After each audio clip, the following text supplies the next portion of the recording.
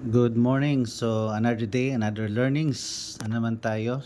So, for reference video, today is June 16 na, no? June 16, Tuesday, around mga 10 a.m. So, may nabasa tayo, may nagtanong, no, sa comment section. I mean, may nag-message pala. Oo, sa Facebook.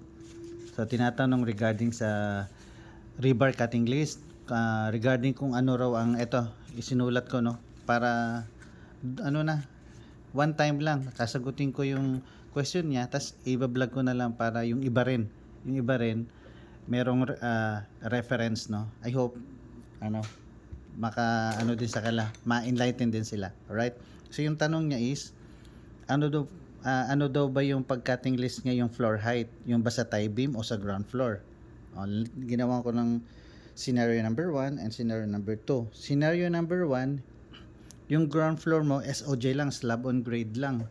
Wala siyang tie beam. Yung may mga projects tayo na na-encounter kasi na yung ground floor slab on grade lang, slab lang, SOJ lang. Tapos mga ilang metro pa ilang metro pa nandoon yung tie beam sa baba. May mga ganitong projects talaga, lalo na yung medyo malalalim, no? May tie beam, hindi siya wala sa ground floor yung tie beam. So, nandito sa red one. Tapos, meron namang senaryo na yung ground floor at the same time, nandun din yung tie beam niya. Ang tanong, paano gawin yung cutting list, no? Yung starter bar niya ng column. O sige, dito tayo sa blue muna. Okay, sa blue tayo. So, pag ganito, footing, ito yung footing, no? Scenario number 1, footing, tapos tie beam. Andito yung tie beam niya, wala sa ground floor, no? Hindi po pwede, hindi automatic yan na yung ground floor. Yun yung gagawin mong pinaka floor height na cutting list. Mali yun. Alright? So, gagawin mo nun, yung sa starter bar mo na tanong, ito, sa scenario number 1. So, gagawin mo dyan, yung span itong tie beam, height ng tie beam, tsaka second floor, hanapin mo yung gitna.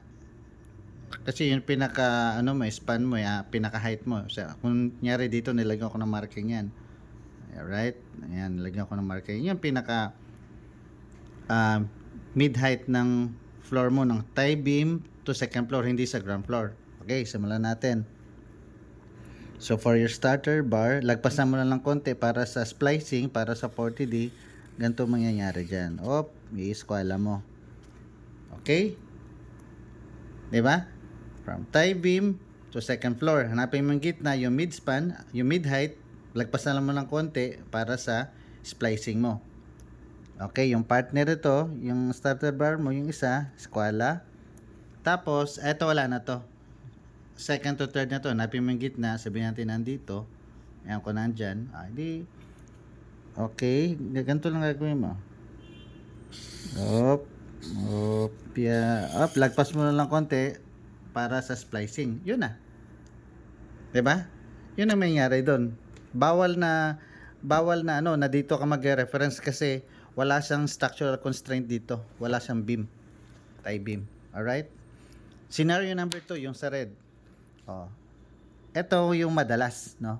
Na kung saan yung ground floor, nandun na rin yung tie beam niya. Pag ganito, basic na to. So, dito na tayo. So, from ground floor to second floor, hanapin mo lang yung gitna niya. Sabihin natin nandito.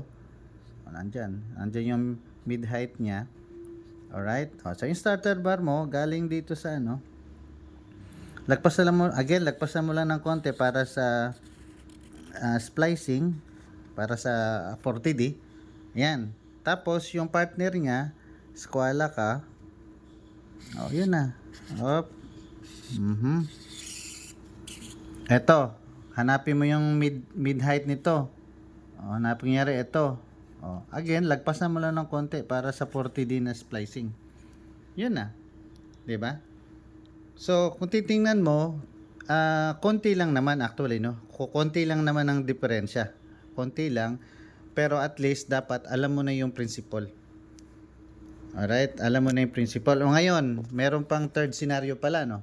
'Di ba may mga bahay na second floor lang, mga ganun, na wala namang tawag ito, na wala namang tie beam, mga second floor lang, diretso na yung floor height mo. From second floor to footing na, ha.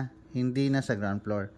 Yung mga bungalow type or kahit yung mga second floor lang. Oh, so yung cutting list mo ganito ha, yung floor height mo ganito ha.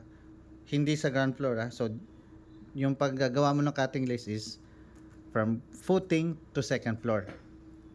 Alright, I hope na sagot ko yung tanong. Tapos i-review mo lang. Again, sa cutting list, name of the game is practice. Practice na lang practice para ma-used to it ka. Alright, sige, thank you, bye-bye.